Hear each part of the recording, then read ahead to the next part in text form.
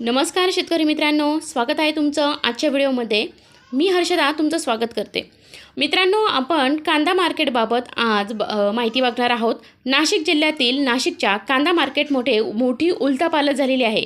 एका महिन्यामध्ये भाव 30% घसरलेले आहेत। कसे ते आपण आजच्या व्हिडिओत बघणार आहोत, तेव्हा व्हिडिओ शेवटपर्यंत नक्की बघा।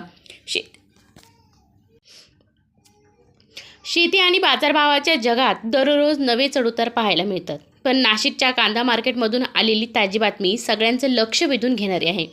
अवघ्या एकाच महिन्यात कांद्याच्या भावात तब्बल 30% मोठी घसरण झालेली बघायला मिळत आहे।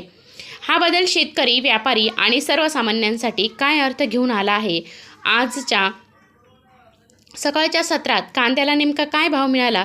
चला तर मग जाणून घेऊया या महत्त्वाच्या घडामोडींच्या संपूर्ण गोष्टी आपण आजच्या व्हिडिओत सोप्या भाषेत समजून घेऊया। आपल्या महाराष्ट्रात आणि विशेषतः नाशिकमध्ये कांदा म्हणजे नुसते पीक नाही, तर तो अनेकांच्या जगण्याचा आणि अर्थकारणाचा मुख्य कणा आहे। पण सध्या नाशिकच्या बाजार समितीतून जी माहिती समोर येत आहे ती कांदा उत्पादक शेतकऱ्यांची थोडी चिंता वाढवणारी आहे। गेल्या काही दिवसांपासून कांद्याच्या भावात आलेली खालील काही गोष्टी ज्या आहेत त्या येताना दिसत आहेत। अवघ्या महिनाभरात दरामध्ये 30% घट।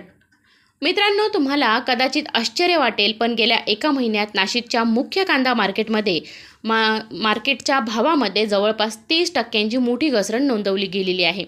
जिथे काही आठवड्यांपूर्वी कांद्याला एक चांगला आणि स्थिर भाव मिळत होता, तिथे आता चित्र पूर्णपणे बदललेलं आहे। बाजारात कांद्याची आवक होत असली तरी अपेक्षित भाव मिळत नसल्याने बळीराजा म्हणजे शेतकरी हा हवालदिल नक्कीच झालेला आहे। आजच्या सकाळच्या सत्रातील परिस्थिती काय आहे? तर आजच्या सकाळच्या सत्राचा विचार केला तर बाजारात कांद्याची बऱ्यापैकी आवक पाहायला मिळाली, पण दुर्दैवाने भावामध्ये कोणताही मोठी उसळी दिसलेली नाही।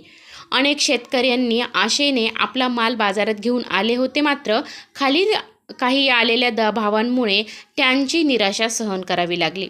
बाजार समितीच्या ताज्या अपडेट्सनुसार आवक आणि दर्जांनुसार भावामध्ये चढउतार पाहायला मिळत आहे। भाव का कोसळत आहेत? यामागचं मुख्य कारण म्हणजे बाजारातील मागणी आणि पुरवठ्याचं बदललेलं गणित। जेव्हा एकदम मोठ्या प्रमाणात नवीन किंवा साठवलेला कांदा बाजारात विक्रीसाठी येतो, तेव्हा साहजिकच पुरवठा वाढतो आणि भाव पडतात। सध्या मार्केटमध्ये हीच परिस्थिती उद्भवली असल्याचं आपल्याला जाणवतंय। आता सगळ्यांच्या नजरा येणाऱ्या दिवसांवर खिळल्या आहेत की सरकारचं धोरण, निर्यातीचा निर्णय आणि हवामानाचा अंदाज यावर कांद्याचे पुढचे भवितव्य अवलंबून असेल। बाजारात पुन्हा सुधारणा होईल अशी आशा शेतकरी करत आहेत आणि आपणही आता त्या आशेची आपण वाटही बघत आहोत की काहीतरी बदल होईल म्हणून। जर मित्रांनो तुम्ही माझ्या चॅनलवरती नवीन असाल तर शेतीविषयक या बातम्या ऐकण्यासाठी चॅनलला नक्की सबस्क्राईब करा। धन्यवाद।